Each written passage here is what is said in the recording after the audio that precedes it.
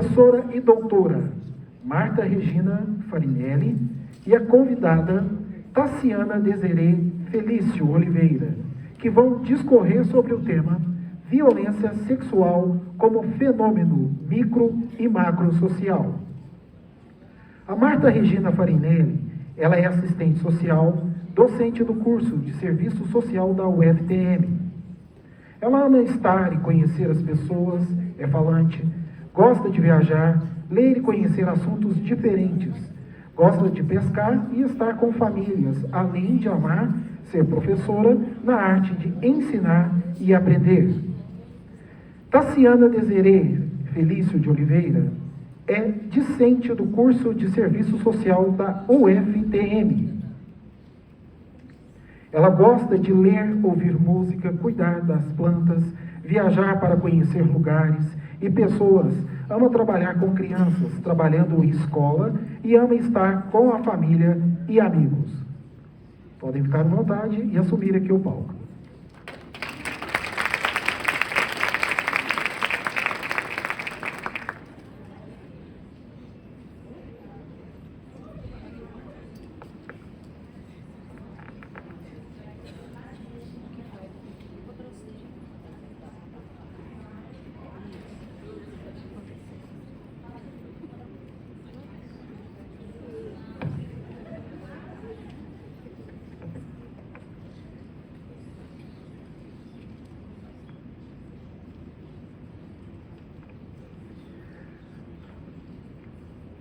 Bom dia, é muito bom estar aqui com vocês, é muito bom ver meus discentes, profissionais que se formaram aqui, que hoje são os nossos colegas de trabalho, e todos, né? Ver o doutor Marcelo, a equipe da polícia, é importante. E ver também homens aqui, homens sensíveis, que estão aqui para se falar sobre um assunto que a gente não deveria ter feito, não deveria acontecer esse assunto aqui hoje, né? A gente não deveria estar aqui falando de violência sexual. E é um pouco disso que eu vou estar falando. Por que até hoje a gente está falando de violência sexual? Né? Mas hoje eu quero começar minha fala falando de outras violências antes, de outras violências, e que nós da UFTM estamos fazendo poesia. Nós estamos sendo poetas, né? Não só no discurso, mas também nas ações. Então eu queria que vocês me permitissem, eu vou falar um fragmento de uma carta que foi encaminhada a toda a população do estado de greve que nós estamos, né? A UFTM ela está em greve com apoio da reitoria, né? Que reconhece que é um direito, e foi encaminhada então essa carta para toda a população. E por que eu trago esse fragmento dessa carta? Para mostrar quais são as nossas pautas. Rapidinho. Desde o dia 1º que nós estamos em greve. Para quê? Para garantir o acesso da população de Uberaba e Iturama, bem como de seus filhos, à universidade. Por meio da ampliação de cursos, da infraestrutura, da política de permanência estudantil, da qualificação docente, da melhoria das condições de trabalho. Na oportunidade em que os e as docentes reivindicam a necessidade de valorização do ensino superior, a recomposição orçamentária das universidades federais, a defesa da educação pública como um direito fundamental, a reestruturação da carreira, a valorização salarial de ativos e aposentados, a valorização e melhoria das condições de trabalho dos docentes das universidades, a recomposição salarial e outros pontos de pauta reivindicatória.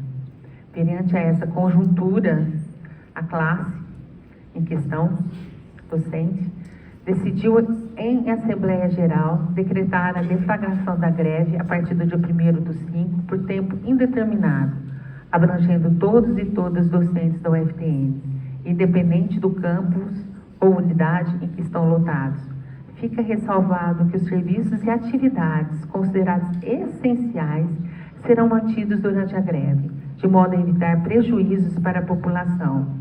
Tais atividades essenciais serão renegociadas, então, com o comando de greve, que foi composto, né, e a reitoria, que será convocada sempre que houver necessidade. Tá? Eu quis fazer esse esclarecimento, porque muitas vezes, não para esse público, mas muitas vezes passa que a greve, ela só envolve salário de docentes. E não, é muito mais que isso, é muito mais abrangente. E que nós estamos, então, fazendo poesia, sendo poeta, né? Não só no discurso. A violência sexual, gente, por que a gente não deveria estar falando dela? Porque ela não deveria mais estar existindo, né? Mas ela está aí. E por mais avanços que nós tivemos nas políticas de proteção, que a gente vai estar falando um pouquinho, estamos cá nós, né? Cada um dentro do seu trabalho, discutindo, trabalhando, desenvolvendo atividades, como diz o nosso poeta, fazendo poesias nesse tema. Então, até quando?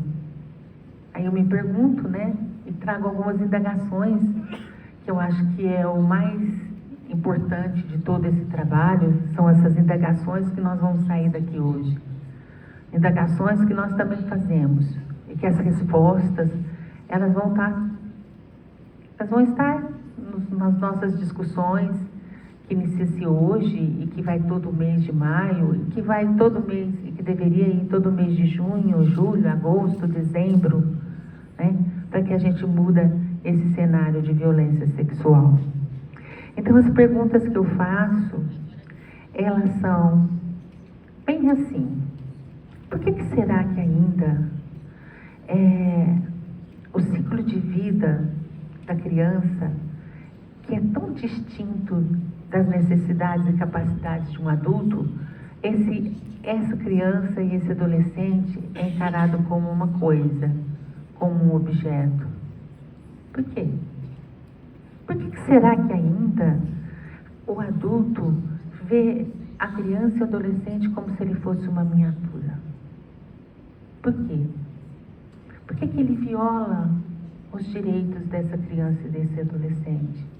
E direitos que não precisam estar lá garantidos na lei. São direitos naturais, que é de respeito, que é de dignidade. É esse que é o mais importante. Não precisa estar escrito. Mas por que teve que ser garantido legalmente? Porque não se acontecia. Para a gente ter um instrumento de trabalho para poder cobrar, para poder fazer, para poder reivindicar, para poder criar, para poder mobilizar, organizar. Eu fico também me perguntando por que as meninas às vezes estão mais expostas a esse tipo de violência. Porque que as meninas negras e de classe baixa, de baixa renda, estão mais expostas à exploração infanto-juvenil.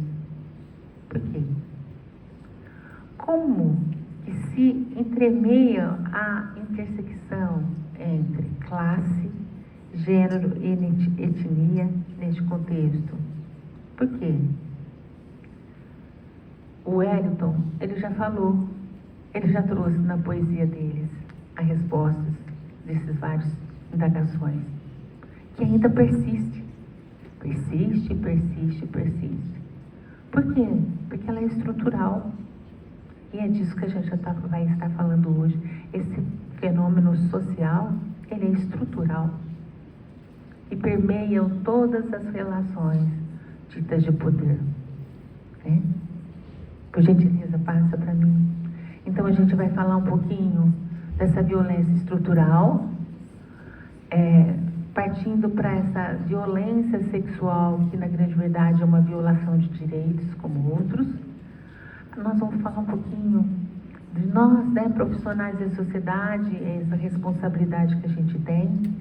E depois a gente vai fazer uma entrevista com você. Nós vamos fazer uma entrevista com a Tassiana. A Tassiana, ela está ali sentadinha, aguardando. Ela é futura assistente social.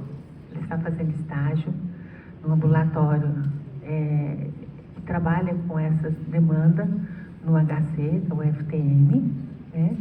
E ela vai estar falando um pouquinho sobre esse trabalho que é feito lá dentro, né? Como que é esse trabalho? O que é os desafios e os limites desse trabalho, tá? Pode passar, por gentileza. Então, o que é essa violência estrutural? É isso. É das desigualdades que elas são geradas no sistema de produção, nesse sistema de produção capitalista, né? É isso. Ela é um processo de vitimação. Vitimação, por quê? Porque ela é fruto de consequências dessas desigualdades sociais, né? E ela é fruto também da pobreza. E as violências praticadas com crianças e adolescentes, elas são advindas dessa forma estrutural, né? E, principalmente, elas são advindas, especialmente da violência intrafamiliar, né? Em suas diferentes manifestações, que se destacam pela sua universalidade, sendo praticada em todas as culturas, sociedades, religiões e classes sociais, embora sua ocorrência seja mais evidente nas classes sociais empobrecidas, né? Tendo em vista, por que isso, né? Tendo em vista todo o processo de exclusão social ou de inclusão precária que vivenciam as nossas crianças e adolescentes empobrecidos. Esses decorrentes de aspectos da pobreza, do desemprego, do não acesso a políticas públicas, dentre outros direitos que não lhes são efetivados e que acaba construindo e se constituindo para a vulnerabilidade da família e, consequentemente, para a desproteção de seus membros que a constituem, especialmente, então, as crianças e os adolescentes. Não significa que a gente não tenha, dentro desse convívio familiar, né, que são a grande parte desses casos que foram apresentados aqui hoje, né, dessas estatísticas aqui de Uberaba, né, e outros municípios também, muito maior, né, em regiões muito maiores e países muito maiores que o nosso, principalmente em alguns estados, estado de guerra, estado de N coisas, né. Essa violência estrutural, ela é constitutiva da sociedade burguesa, né, e essas transformações, elas marcam demais a família, né, e elas são entrelaçadas por esses aspectos econômicos, culturais e de poder, né. Por gentileza, aí eu trago a questão da vitimação. Vitimação faz parte da violência estrutural. E a vitimização é uma violência interpessoal que acontece do adulto para com as crianças e adolescentes, né? Então, eles são vítimas dessa violência que aprisiona suas vontades e desejos, dados que se submetem ao poder do adulto, né? Então, as necessidades e os direitos das crianças e adolescentes são relegados a uma condição hierarquicamente inferior aos dos adultos. Por isso que eles parecem esses adultos em miniatura. Então, a violência sexual contra crianças e adolescentes, ela tem origem nessas desigualdades de poder. Por favor. Eu estou lendo só, meninas, porque a nossa amiga aqui já começou a mostrar aquela plaquinha. E vocês viram que na minha apresentação eu falei que eu sou falante, né? Então eu trouxe aqui até um croquisinho para mim não fugir. Então agora eu vou ler, porque eu sou falante. Já levantaram a plaquinha. A violência sexual infanto-juvenil, ela se constitui de várias formas, perpassando por questões que envolvem desde agressão sexual, intra e extrafamiliar, fenômeno da pedofilia, né? A mídia pornográfica, que está aí, indo até a exploração sexual. Isso tudo faz parte desse fenômeno social. faz parte de um processo sócio-histórico que começou lá atrás. Por quê? Porque a gente não pode deixar de falar que o racismo ele é estrutural. Nós não podemos deixar de falar que o poder machista que existe na nossa sociedade, o poder patriarcal que existe na nossa sociedade, que também é estrutural.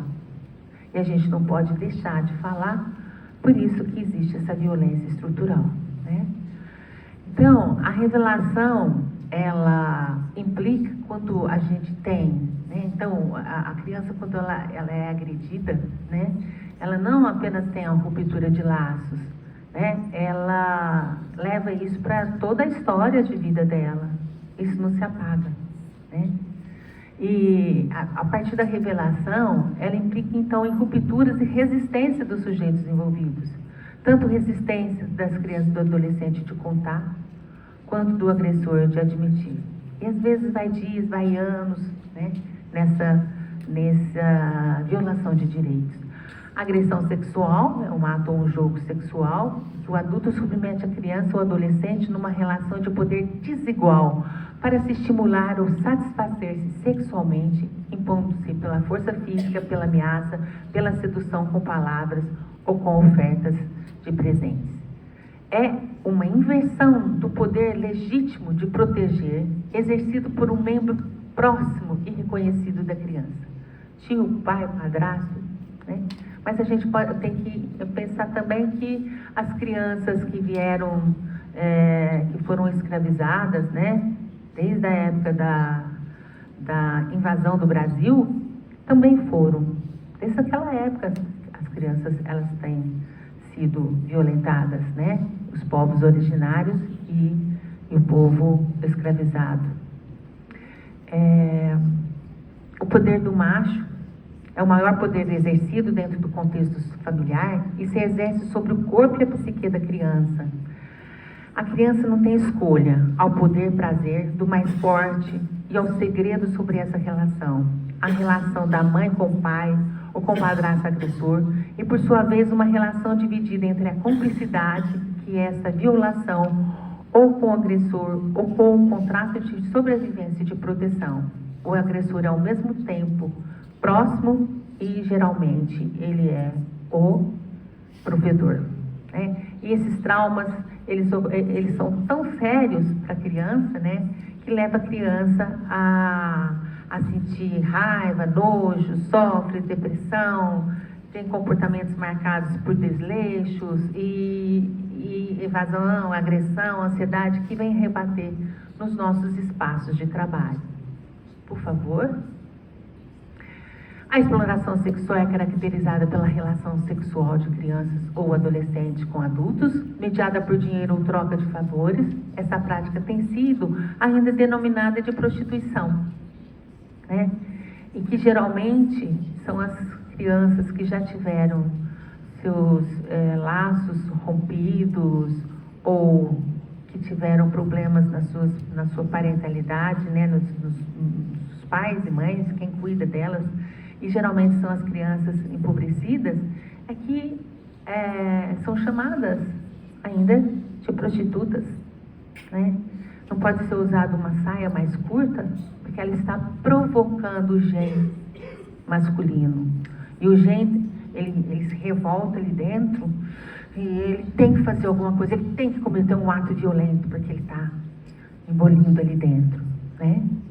Então, a era da internet, com os aplicativos e tudo mais, que a gente sabe, isso veio, auxilia por um lado e veio também contribuir para que mais pedófilos, para a rede de pedófilos se estabeleça, né, de pessoas que têm essa estrutura psíquica aí, adoecida, né? E aí é imprescindível, então, o que a gente faça? Que a gente fortaleça os movimentos coletivos. E quem cabe a nós, profissionais, estudantes, a universidade, fortalecer esses movimentos coletivos. De quê? De proteção a essa criança, de promoção de um desenvolvimento saudável dessa criança, né? E também fortalecer esses movimentos coletivos, e aí eu coloco também as pessoas, os homens. Porque muitas vezes a gente fortalece as mulheres, né? E a gente esquece, não significa que também não tenha meninos e adolescentes que não sejam, que não passam por aquela quantidade de violência, que não tem esses seus direitos violados nesse sentido. Tem, mas é uma quantidade muito menor. Então a gente precisa também, se o machismo está dentro dos homens e das mulheres, nós precisamos trabalhar isso, tanto com as mulheres, quanto com os homens, né? Para que os homens sejam sensíveis e possam fazer alguma coisa. Né? Então, essa é uma responsabilidade nossa enquanto profissional, de trabalhar homens e mulheres. Né? Aí é aquilo que eu trago, então vários estudos apontam que a violência nas relações de gênero incide muito mais sobre as mulheres do que em relação com os homens, embora homens também possam sofrer com suas interações de gênero. Né? Nós tivemos vários avanços de direitos e garantias da criança e do adolescente, né? Nós temos vários pactos assinados e a gente tem vários documentos. Nós temos a Constituição Federal, nós temos o Estatuto da Criança, nós temos o Plano Nacional de Enfrentamento da Violência e outros documentos legais que estão vindo, que fazem parte do sistema de garantia de direitos de proteção. E nós, o que a gente precisa fazer? Nós precisamos, então, fortalecer, o Aragão vai falar um pouquinho à tarde, ele vai fortalecer a rede. A gente vai ter que fortalecer essa rede. A gente vai ter que trabalhar junto, a gente vai ter que ter uma intervenção técnico-política mais aguçada no nosso município, né? E que outras ações sejam feitas durante todo o ano, né? Mês de maio, e outras ações sejam feitas durante todo o ano, né? Nós temos que investir na proteção primária na família, a gente tem que investir na proteção secundária, que são diferentes profissionais de instituições que estão direcionados à proteção da garantia dos direitos da criança e do adolescente. Nós precisamos disso, né? Por favor. E aí, eu chamo a Tassi, que é aqui, ó. Eu vou chamar a Tassi para a gente estar conversando um pouquinho com a Tassi sobre o que ela faz lá no hospital, para a gente conhecer um pouquinho. Passa, por favor, o slide, Alana. Aqui tem o fluxo, que tem um cartaz ali fora, né? Mas a Tassiana, então, como eu já apresentei ela, eu gostaria, Tassi, nós temos 10 minutos, eu gostaria, Tassi, de conversar com você, assim, aonde que você, desse fluxo, você está localizada?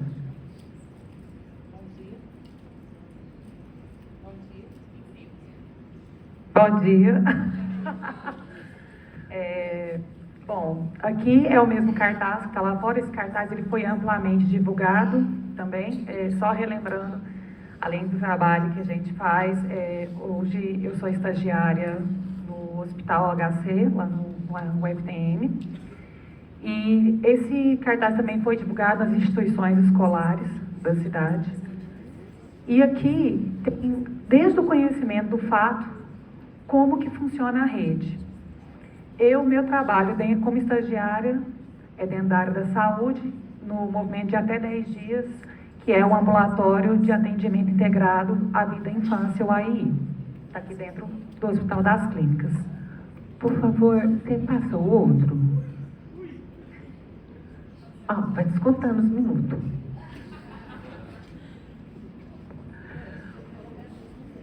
Olha aqui, gente.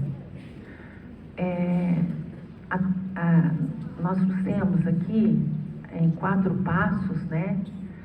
Como que é feito esse fluxo, né? A partir do conhecimento do fato. Então, eu queria saber, Tassi. Eu queria saber, Tassi, desse quadro, onde você se encontra, quais os desafios. Eu sei que você está aqui na ocorrência do fato em até 10 dias, né? Quais os desafios, né, que você encontra, que vocês encontram desse trabalho em equipe que é feito lá? Bom, como a Martinha disse, né, eu fiquei na ocorrência até 10 dias. Então, dentro primeiro do pronto-socorro, tem a notificação compulsória do fato, os primeiros atendimentos. Esses primeiros atendimentos ouvida toda a família, todo o núcleo familiar que chega no pronto-socorro. E depois desse primeiro atendimento, é um atendimento longo, porque a criança ela não é escutada naquele momento, justamente para não provocar a revitimização daquela criança. O depoimento da criança ou do adolescente, ele é colhido justamente para depois ser encaminhado. A gente fala muito da revitimização porque é extremamente complicado para a própria criança e adolescente continuar falando sobre aquilo e relembrando aquele fato. Então, faz-se um trabalho justamente para colher esse depoimento somente uma vez e esse depoimento ser feito um relatório e ser comunicado a toda a rede de proteção. Após esse primeiro atendimento, aí sim é encaminhado ao ambulatório de atendimento integrado à vida e infância, que é o AII, do Hospital de Clínicas da UFTM. E aí sim, começa-se um trabalho com uma equipe multiprofissional interdisciplinar, onde nós temos os médicos da família, psicólogos, psicanalistas, pediatras, o serviço social, em busca dessa proteção total da saúde da criança. E quais os desafios que você encontra nesse trabalho, no cotidiano? Quais são os desafios? Os desafios, eles são imensos. Primeiro, os que você trouxe para nós, que realmente isso a gente não deveria estar aqui, né, falando sobre isso. E mesmo assim, a dificuldade das famílias de chegar até esse atendimento. O ambulatório, o Hospital de Clínicas, ele é porta aberta 24 horas, 7 dias por semana. E a família que passa por essa agressão, ela pode ir sozinha, se deslocar sozinha até lá. Então, às vezes, essas vítimas, elas passam várias vezes por um processo de agressão antes de chegar no HC, justamente por não ter essa informação. Aí, quando a família cria coragem, está fortalecida, existe, né, essa força de levar essa criança até lá, que começa esse trabalho. E muitas vezes, por esse primeiro atendimento, às vezes é um primeiro atendimento longo, justamente para passar por todo o processo de acolhimento, o direcionamento ao pediatra também. Às vezes, quando é direcionado ao AI, existe uma taxa muito alta de absenteísmo, que é quando a criança e a família não retornam também. Justamente como a Marta falou, por ser um fenômeno estrutural. Às vezes, o agressor, na maioria das vezes, o agressor, ele é parte financeira dessa família. Então, a família, ela tem medo, ela se coloca num posicionamento de revitimizar essa criança o tempo inteiro. Tipo, você tem certeza que isso aconteceu? Você não está criando? Não, mas foi desse jeito, mas teve isso tudo? Então, normalmente, essa família também não retorna para a continuidade desse tratamento. Então, a gente percebe que tem que ter mais divulgação, né? Para as pessoas, para as famílias, né? Para a população em geral. Aí você falou também um pouquinho sobre a dificuldade quando a gestação é proveniente de violência, né, que é um dos desafios. Você vê isso como desafio? Sim. Infelizmente, a gestação proveniente da violência é uma situação que a gente tem que analisar também, principalmente na questão da pré-adolescência. Às vezes, nessa violência, a criança adolescente, ela se torna gestante. E aí, essa informação também, de que é um direito da família e da criança e do adolescente, ela não chega de forma correta, às vezes por moralismo, às vezes por falta de informação. E quando acontece a gestação, a família e a criança, ela tem direito a 3 situações. Seguir com a gestação, normalmente. Seguir com a gestação e depois fazer a entrega legal, ou realizar o aborto legal. A gente tem que falar sobre isso também, porque é uma situação que vai ser discutida no núcleo familiar, só que às vezes as pessoas, elas têm, existe um moralismo tão grande, questões religiosas, questões realmente de cunho familiar que não se segue adiante. E aí essa vitimização, essa agressão, ela se torna mais um trauma a ser trabalhado com essas crianças. Então, como a Martinha está falando, como a gente já ouviu aqui também, o nosso trabalho, ele não tem que ser somente no mês de maio, né, Martinha? Tipo, essa informação, por que essa informação ela não chega? Porque o que nós, como academia, o que nós, como setores de rede de proteção, podemos fazer, podemos nos unir para fortalecer essa rede e para fortalecer essas famílias também, principalmente questão de direitos, de conhecimento dos seus direitos. E aí que entra a grande questão do serviço social, da unificação de serviços com o serviço social. Também, como que nós, como comunidade acadêmica, como que nós, como rede de proteção, como escola, como educação, como hospital, como área da educação, podemos também fortalecer essas famílias em busca dos seus direitos, da emancipação dos seus direitos. Você teria mais algum desafio a colocar? Sim. Em um minuto. Em um minuto. Eu queria convidar a todos a fazer a reflexão sobre os nossos posicionamentos, de como isso pode ser trabalhado, de como a gente pode realmente extinguir, mas assim, pensando a curto prazo, como diminuir essas situações para estarmos aqui. Como essas informações realmente, como a gente pode trabalhar a educação sexual dentro das escolas, como que a gente pode trabalhar a educação sexual dentro das famílias, como que a gente pode fortalecer esses vínculos. E mais, a gente tem que ficar atento sempre sobre como as nossas leis, elas podem ser vulneráveis, como os últimos acontecimentos, como as últimas situações que estão ocorrendo dentro da nossa política, elas podem afetar e elas podem diminuir essa situação de proteção. Então, eu faço esse convite para cada um. Às vezes a gente está aqui falando com o público, mas vamos conversar com os nossos pares, vamos conversar com os nossos núcleos, vamos conversar com os nossos amigos, vamos trazer essa discussão para ser uma discussão real sobre proteção das nossas crianças e adolescentes, para a gente conseguir, de fato, exterminar e acabar com essas situações. Então, vamos fazer poesia, né? Vamos fazer poesia. Vamos fazer poesia. E eu trago essa fala da Tassi, ela vem ao encontro dessa foto, que é hora da gente parar com isso. É hora de parar com a violência, né? O corpo e o silêncio têm algo em comum. Não podem mentir. Então eu trago aqui, como essa última reflexão, desse trabalho que a gente precisa fazer coletivamente, em rede, e comunicando, trazendo as pessoas a terem conhecimento, né? Que é importante para que a gente, não digo extingua, né? Que vai demorar muito porque é algo estrutural, mas que a gente possa fazer o nosso trabalho, o nosso papel, tá? E a última, a gente agradece muito a gente estar aqui, principalmente, mais uma vez, o Nevas, pelo convite da gente estar aqui, tá bom?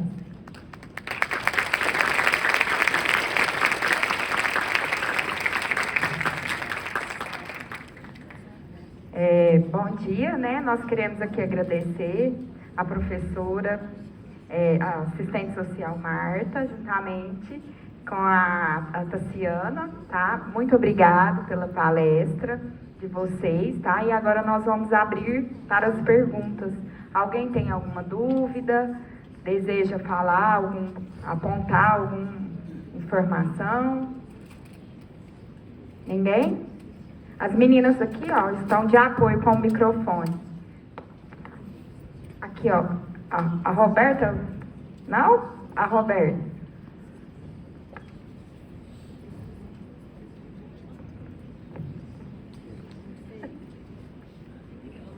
Bom dia a todos. É uma alegria aqui. E essa temática é extremamente importante e imprescindível de ser tratada. E eu gostaria de fazer alguns apontamentos, e aí vocês para vocês, para a gente poder refletirmos juntos, né? Quando você fala da desigualdade de poder, né? E aí você fala no sentido das diferenças de classe social, e como você pensa isso, e os trabalhos extramuros que a UFTM vem desenvolvendo nos territórios, né? Porque nós que estamos lá na ponta, a realidade é extremamente cruel. E o engajamento o fortalecimento da rede é imprescindível no combate da violência contra as nossas crianças. Então, quais os trabalhos extramuros da UFTM? E, para encerrar, que a gente possa refletir que, diante dessa questão, como que a sociedade como um todo, né, eu gostaria de saber quantos diretores de escola, professores estão aqui presentes, para que a gente possa começar realmente a fazer o diferente. Sem o diálogo, sem o fortalecimento da rede, e a rede se deve à sociedade como um todo. A família, a escola, o setor público, a iniciativa privada, porque essa temática está assustadoramente crescendo estatisticamente e nós não podemos estarmos só no mês de maio. Contem com o Projeto Esperança, que nós estamos lá na ponta, fazendo rodas de conversa, trazendo a sociedade, inclusive responsabilizando a sociedade. Muito obrigada.